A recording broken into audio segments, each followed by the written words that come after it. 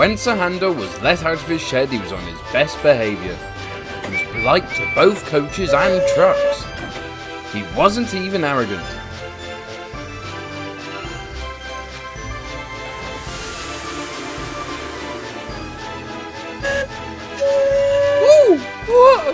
Most of the time. One day the Fat Controller came to the sheds with a letter in his hand. The engines watched him anxiously. He spoke to Skarloey. "Do you remember your twin Talyllyn?" he asked.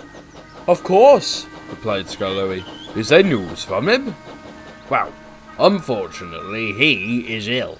His controller is short of a replacement. Now, I can't spare anyone until Duke is mended, but I want to suggest to him that one of us might..." The yard became a ruckus. "Oh, please, me, sir." No, me. I wouldn't mind going.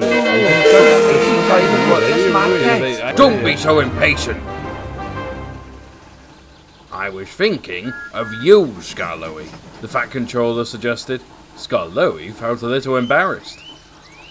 "Oh, I'd love to, sir, but, my twin wouldn't want me to see him in need of repair. Perhaps Sir Handel could take my place." "Very well then, Sir Handel, you shall go." Sir Handel was excited. That evening, Duke said his goodbyes to the engines before he went to the works. "Now no misbehaving whilst I'm gone. Understood?" "We could say the same to you." "Now you make sure you rest up quickly." "It's a good job you're not going to Norrenby. Your cheek would not be welcome in his Grace's presence, Sir Handel." And he set off, tutting to himself. "I hope he comes back soon." "So do I," said Sir Handel gleefully.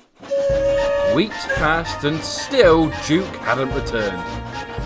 Sir Handel became even more impatient. "Where's Grandpuff got to? I have important places to be." "Don't be so impatient," his driver laughed. "Your repairs took a long time too, remember? And Duke is a fair bit older than you." "Perhaps too old," Sir Handel muttered as Gordon came into the station. "I've been invited to Wales," he said before Gordon had even stopped. "When do you go?" asked Gordon. "Not until Duke is back." "Quite right," said Gordon grandly. "It's a great responsibility being indispensable." Sir Handel felt very proud, although he didn't know what Gordon had said. "Gordon says I'm, insensible," he boasted to the coaches the next day. The coaches tittered, but Sir Handel didn't notice. It was the first day of summer. When Sir Handel reached the top station, his coaches were packed and he was rather exhausted. An enormous crowd was waiting on the platform for the last train home. "They must have come on earlier trains and stayed to picnic," said the fireman. "Never mind, we'll be alright. It's all downhill from here on." But at the station near the waterfall, the platform was full again. "We need a shoehorn to get them all in," exclaimed the guard, looking up and down the platform. "Still, we'll have to do it somehow. Some of the passengers can travel with me and Beatrice." The passengers had had a good day and were just happy to be able to go home. They knew the trip wouldn't be long and that Sir Handel would do his best to get to Henry in time. The guard always checked the tickets at this station, but today it took a long time. Sir Handel was growing impatient. "An insensible engine like me shouldn't keep Henry waiting like this," he fumed to his driver.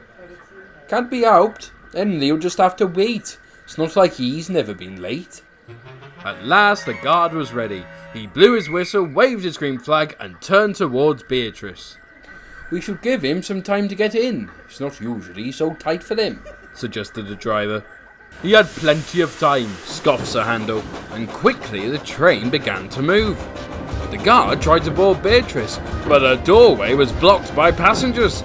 By the time they had moved to let him in, the train was out of the station. He tried to stop the train, but Sir Handel wasn't paying attention.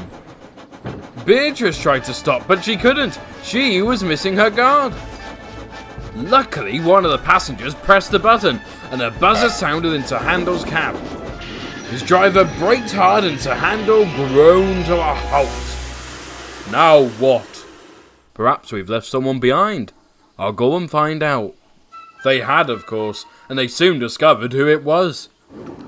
The passengers helped the guard get on board, and after a fast run, Sir Handel's train reached the terminus at the same time as Henry.